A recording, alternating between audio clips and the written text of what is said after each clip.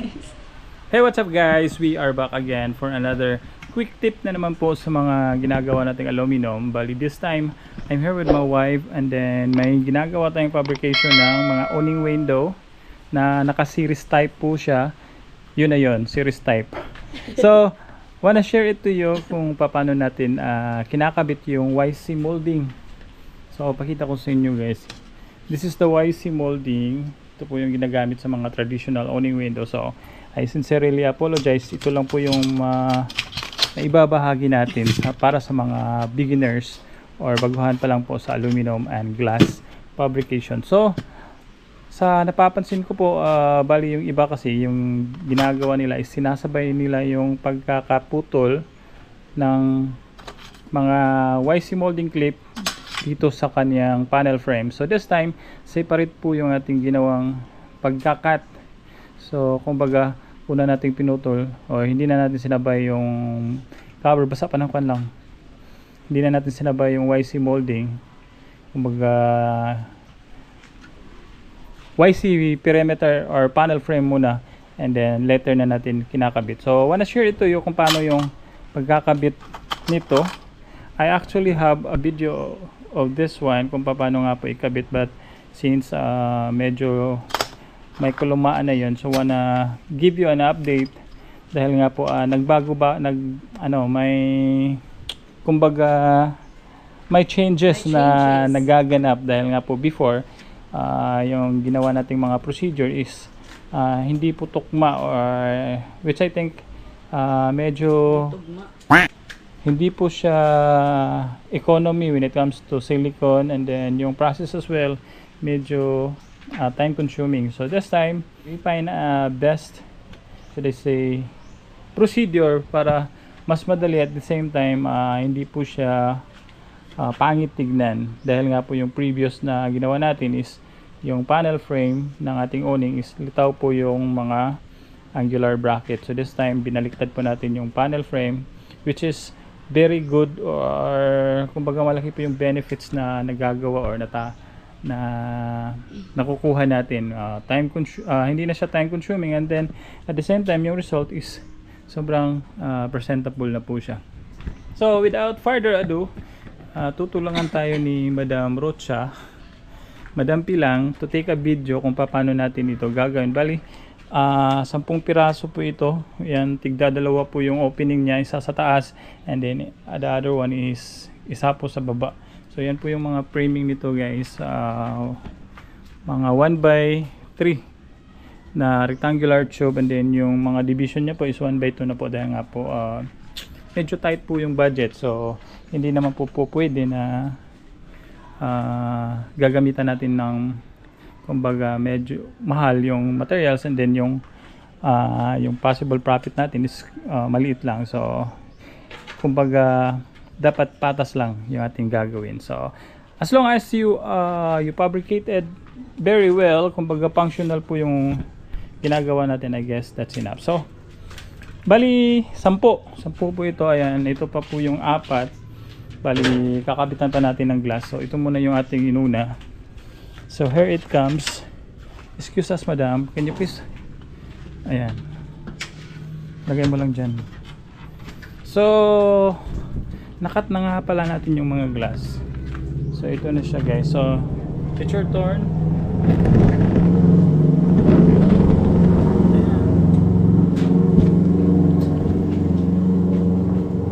So since nakat na po ito according po sa kanyang sukat, so madali na lang po siyang i-shoot. Ayan, i-shoot mo. I-shoot mo. That's it. And then dito sa baba. So doon ka madam. Dyan na lang madam, dyan. Bali ito na po yung nakasanayan kong procedure or pamamaraan. And then I already cut the YC perimeter or the YC molding according po sa kanyang sukat. So bali yung height, so it doesn't matter kahit short siya ng konti as long as kumbaga konti lang. Pero mas mainam po na makat nyo po siya ng insakto po sa kanya. Bali una ko pong nilalagyan ng cover is yung height po or yung taas. So this is how I do it, and since possible po na matatamaan po yung mga angular bracket natin, kaya ikakat natin yung tip paslant. Ayan, pumasok yung, wait lang, as well as sa kabila. So magiging ganito na po yung hitsura niya, then madali na lang po yung ipasok. Ayan, see? Then lock it. Then dito naman sa harap or sa kabila, so may konting gap but that's fine. Kasi nag-offer si Simon. See? Si Mix. Isa? Sliding door. And dito may Dito? malaking gap but that's fine, caring-carry pa. Same manong dito. SIM card. Hindi na. SIM card dito.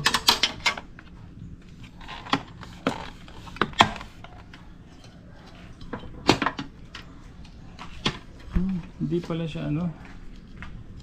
Hindi parehas yung measurement. But that's fine.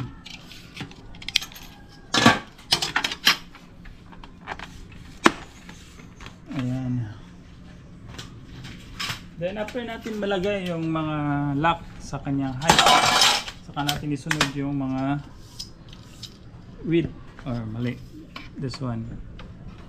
So yung pagkakaputol natin sa pa horizontal is I think almost 20 degrees lang po, hindi po siya 45. Ayan. So pag gagawin nyo po ito or gagamitan nyo po ng cutting tool like miter saw, so it will take time, and then chances are syempre magkukonsume kayo ng kuryente, and then possible po na mahihirapan kayo dahil yung magiging scenario is hindi nyo po makakat properly dahil possible po na maglalagitik. Ito yung tamang tune.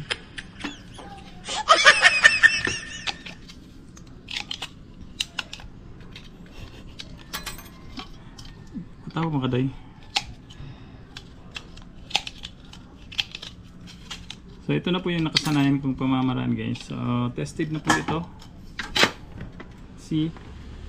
May konting gap but that's fine. Nga pala yung magiging result nito is French type na uning window. Yung magiging outcome. Dahil yan po yung desire na design ng may-ari. Oops.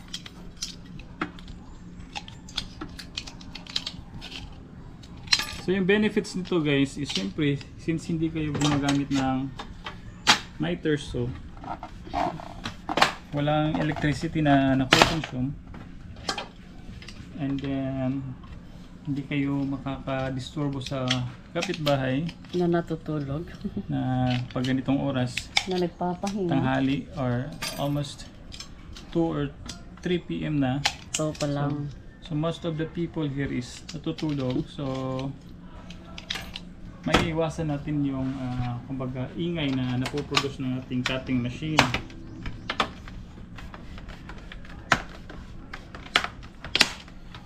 See? Wait lang guys, wait lang. See? Bago natin a-apply ng silicone yan, so we will make sure na nasa Tama? tamang eskwala po yung ating mga panel frame. Bali yung iba kasi is yung ginagawa nila is dinidikit nila dun sa loob, naglalagay sila ng silicone and then nilalagay nila yung mga anong tawag nito, yung mga panel frame, in which I think siguro okay sa kanila, but for me I don't find it very effective. Tama ba yun? So since medyo unsquared po siya, gagamitan ito ng pinagbabawal na technique. Wala tayong masking tape, then hahatakin ng konti. Utok ba utok? Utok ba utok.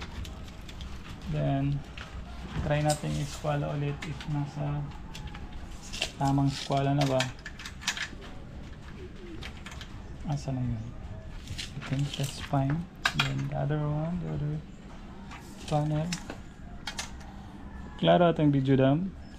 So I think na-arrive na natin yung tamang angulo or tamang pagkakaskwala ng ating mga panel frame. So it's about time na mag-a-apply tayo ng silicone. So make sure na malinis po yung corner.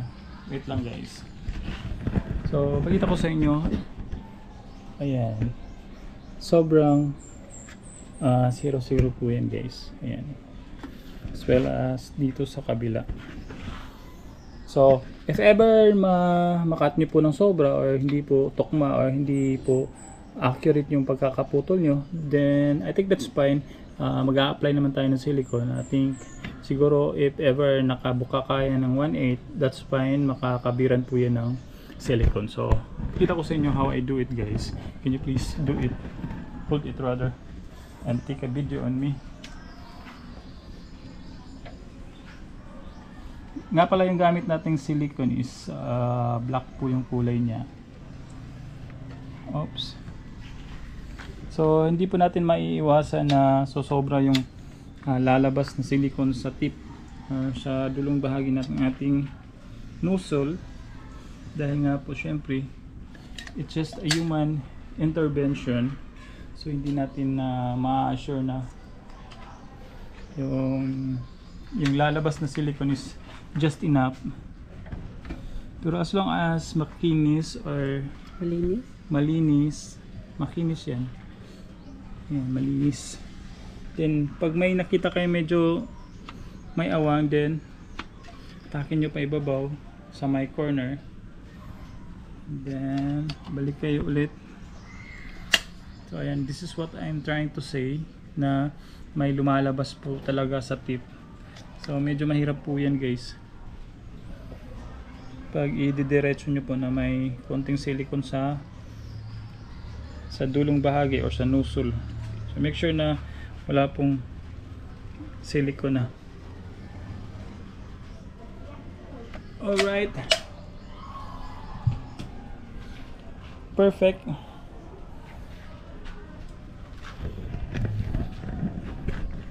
Sige, katawa dahil. So that's it guys. So hopefully may nakuha kayong konting idea related dito sa ating ginawang fabrication ng awning window. Ayan. So kung napapansin nyo po, malinis na po yan guys.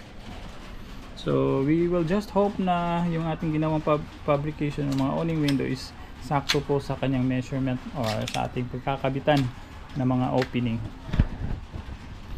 So sa mga bago lang sa aking channel, sa aming channel, please do subscribe and then palike and share na rin po nitong ating video, at huwag kalimutang i-click po ang notification bell para lagi kayong updated sa mga future tutorial videos natin gagaya nito. So again, ito po muli si Pongsworth kasama si Madam Pilang. Bye bye for now. Have a good day. God bless everyone. Ano?